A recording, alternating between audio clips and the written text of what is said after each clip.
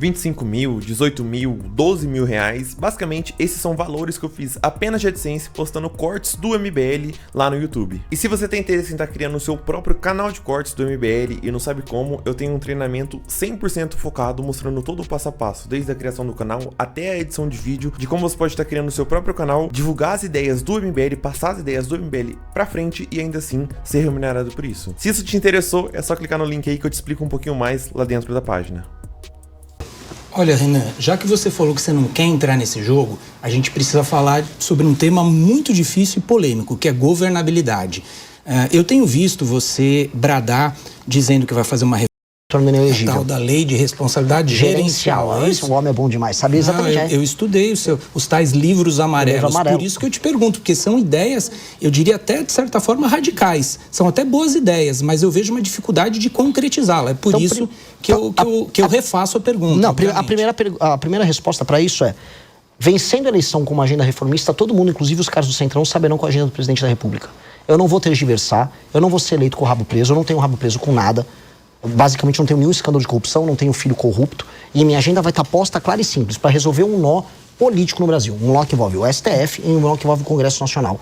Na nossa reforma fiscal, eu vou ser bem claro, todos os investimentos nos municípios, que é a base do trabalho dos deputados federais, estarão condicionados aos desempenhos dos prefeitos dos municípios, ou seja, o deputado só vai poder mandar a emenda para a base, que é basicamente a vida política do deputado, caso os prefeitos dele estejam atuando dentro da nossa lógica de uma reforma administrativa. Ou seja, se o prefeito está entregando saúde, segurança e educação à cidade, ele recebe a emenda do deputado. Senão, o deputado não manda. E se ele estiver funcionando muito bem, o deputado pode mandar até mais emenda. Por quê? Porque eu quero incentivar o bom deputado a poder mandar a emenda para a base dele, mas desde que o prefeito dele esteja funcionando.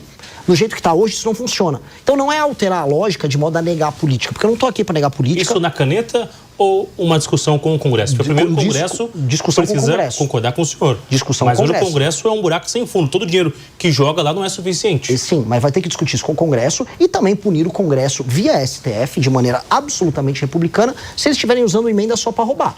Hoje o ministro Flávio Dino, alguém que eu tenho as mais profundas discordâncias do ponto de vista ideológico, está indo para cima do Congresso Nacional por conta de desvio de dinheiro de emenda. Pois bem, a Polícia Federal, assim como tem que ir para cima do escândalo do Master e do escândalo do INSS, também tem que ir para cima dos políticos que estão desviando emenda. O escândalo do orçamento secreto, no fundo, é um escândalo que envolve bilhões todos os anos no orçamento nacional. As emendas hoje estão ultrapassando a casa dos 50, 60 bilhões todos os anos e boa parte delas, sejamos sinceros, é usada para desvio de dinheiro, para fazer caixa 2, para a campanha deles. Então, assim, nós queremos fazer as coisas na boa intenção, com um projeto, no amor, mas se precisar também ter fiscalização muito dura e tem que ter, eles vão sentir o peso da lei. Do jeito que está hoje, um deputado federal não se responsabiliza pelos seus atos, desvia emenda como quer e coloca uma faca no pescoço da presidência da República. Isso tem que ser reorganizado. E essa será uma presidência da República que vai reorganizar esse jogo.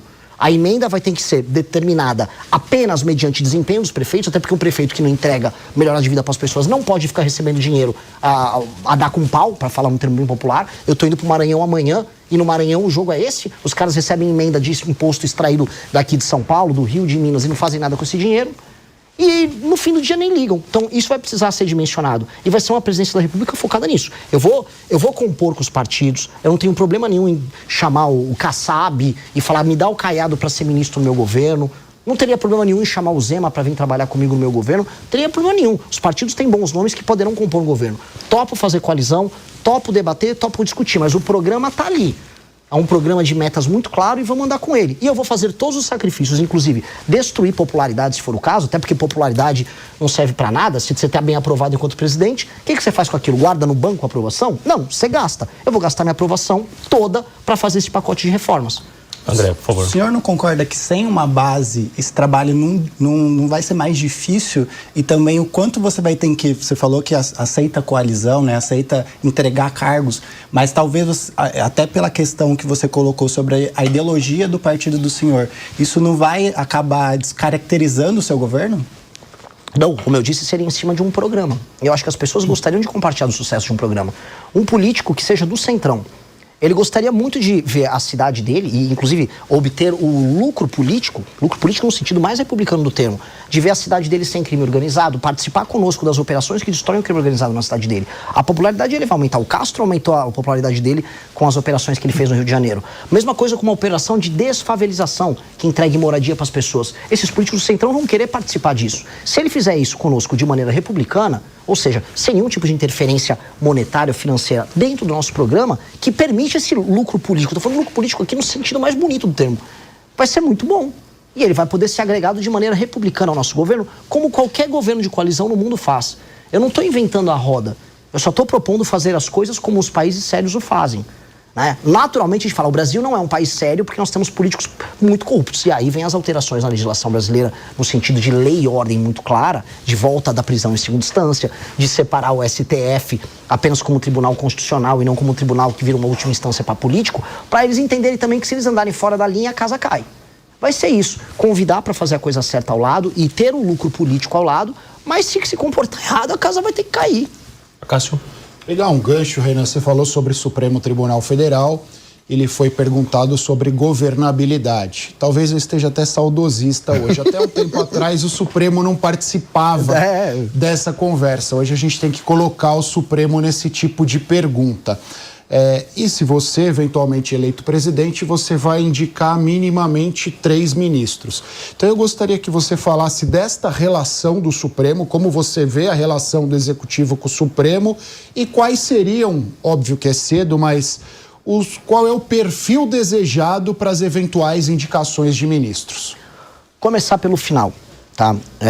Perfil essencialmente técnico e um perfil constitucionalista, um perfil defensor de um padrão, vamos dizer, legalista, estrito dentro do texto legal da Constituição e não inovador. Não adeptos do tal do neoconstitucionalismo, como é o Barroso, e como vários ministros se aproveitaram para poder fazer negócios dizendo que era neoconstitucionalismo.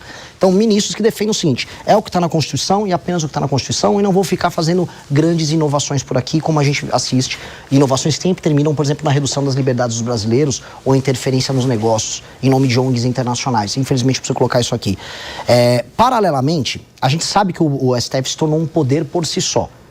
E aí a gente tem que ter uma série de medidas que recoloquem o STF dentro da caixa. E eu volto a colocar o ponto que eu trouxe na pergunta do nosso amigo aqui. O que acontece? Eu serei eleito dentro de uma agenda que responde à crise. A agenda de resposta da crise, caso o eleitor fale, é o Renan, é uma agenda, portanto, de recolocar o STF dentro de, vamos dizer, do seu papel institucional clássico. Então, você não vai poder mais viver de 83% de decisões monocráticas como temos no STF hoje. Nós temos que ter limite para as decisões monocráticas. Mesma coisa para aquele período bizarro em que um ministro pede vistas e fica segurando um processo. Ministros têm que ser proibidos de terem escritórios ligados a familiares e amigos atuando junto com eles.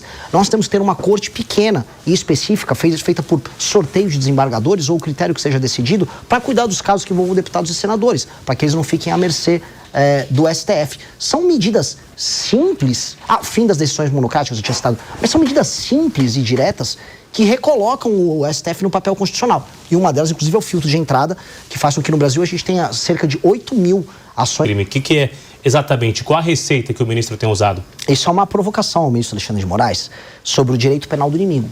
E qual é a provocação, né?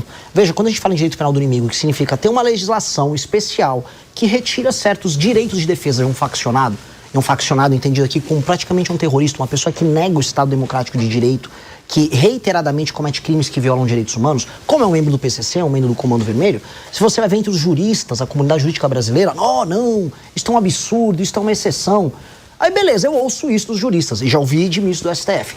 Só que quando o Alexandre de Moraes cria ele próprio um regime de exceção para bolsonaristas, e aí essas pessoas têm os direitos de defesa dela mitigados, ou seja, diminuídos, aí tá tudo bem. Aí defesa da democracia. O que eu tô propondo é assim, e se eu aplicasse o método do Xandão, que é o direito penal do inimigo em parte, não é? Como eu tô fazendo uma analogia, aos faccionados. Se o tipo de julgamento daquelas pessoas que foram presas por conta do dia 8 fosse aplicado pelos presos do Comando Vermelho, eu gosto desse método. Eu deixaria ainda mais grave, eu deixaria ainda mais duro, ainda mais pesado. Então eu deixo isso como provocação para a comunidade jurídica brasileira, que ficou aplaudindo Alexandre de Moraes, mas quando a gente fala em implementar medidas duras contra bandidos, aí são contra. Falou engraçado, né? Interessante. Não é no mínimo incoerente, né, por parte dessas pessoas. Então é uma provocação que eu faço bem clara e bem direta. E que faz sentido.